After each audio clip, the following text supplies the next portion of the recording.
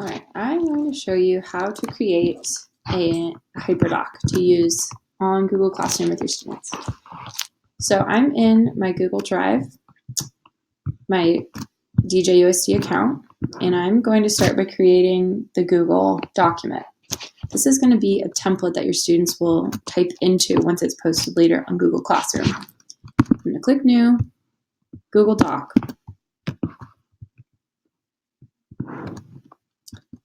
And let's say we are comparing Native American tribes. So this would be a 4th grade classroom. And this is a research document that students would use to look up different tribes and write about them and document all their research so they can compare it later. So I'm going to call it California Native American Tribes Research. I'm going to have the same title here. So I'm going to kind of add all my text and then format it later. So I'm going to add some instructions. And these are detailed instructions. And then I'm going to include my link. So let's say I want to have students go to this link to find information about their tribes. So I'm going to copy this link, go back to the document, and I'm going to paste it in. And instead of just leaving the link like that, I'm going to make an actual link that has different text. So I've clicked this little link button under the More tab, and that makes it linkable. You can click out to a website. And then I'm going to click Change.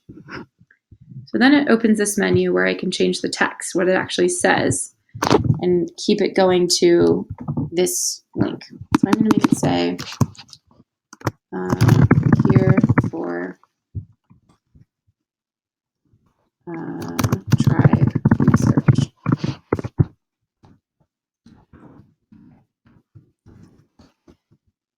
Now I'm going to make a table for students to type into. So I'm going to go up to Insert, and I'm going to go to Table.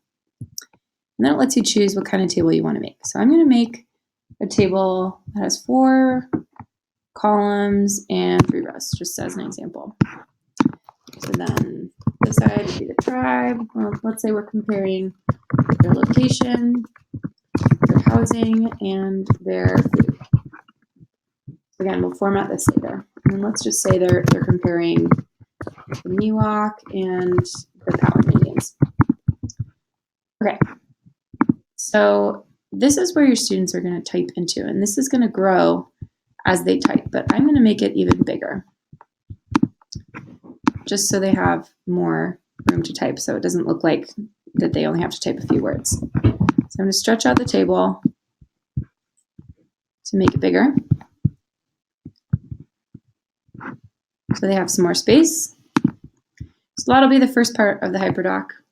They will go and populate this table, clicking back and forth between the link and this document. So then let's say below I want them to write some sort of response. So I want them to select a different tribe that is not listed in the table.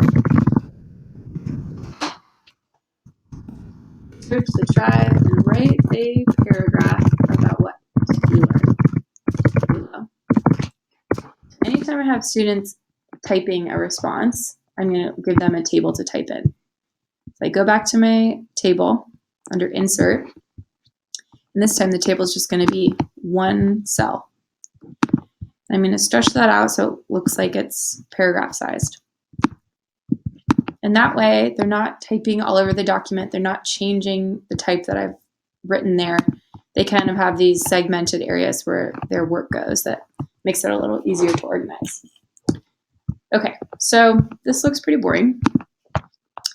So I might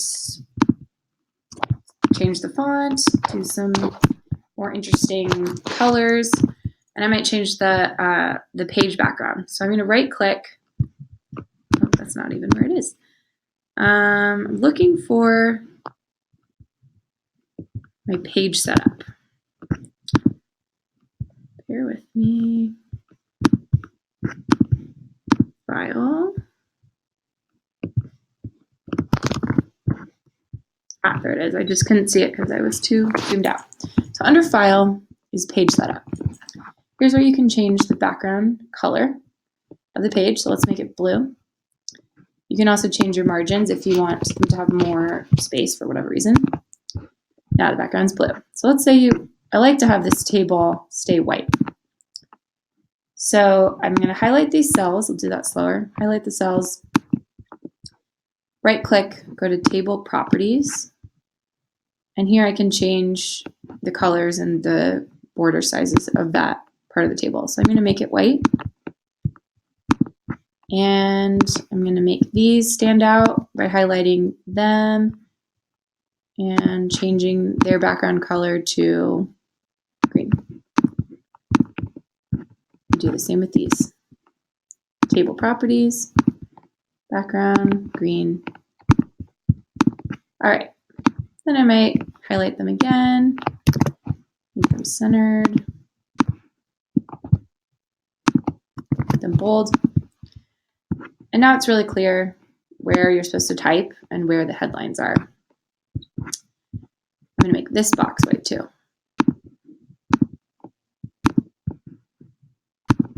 Okay, so now you've got your hyperdoc.